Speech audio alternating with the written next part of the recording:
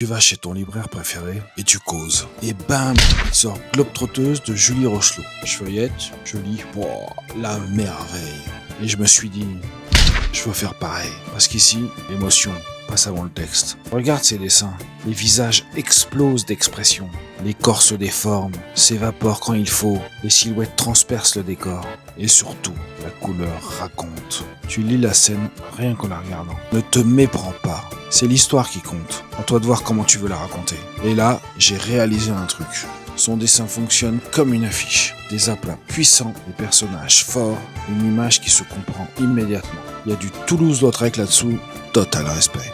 Alors, je me suis posé la question. Est-ce que je peux donner du sens avant même de mettre le texte? J'ai essayé d'exagérer les gestes, de simplifier les formes, avec des personnages qui finalement ont peu d'expression. C'est un choix. Je vais utiliser la couleur pour provoquer des émotions.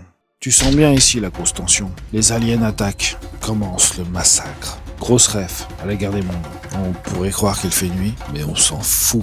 L'instant est lourd, sombre, dark. C'est tout ce qui compte. Les deux du Secret Service sont en chasse, déjà fixés sur l'objectif. Indifférents, ils sortent de la page. Et ces deux-là bien camouflés, qu'est-ce qu'ils cherchent? Un commando bien planqué? L'impact des rouges brûlants sur ce fond bleu nuit transite peur, balafré de blanc à coups de cutter.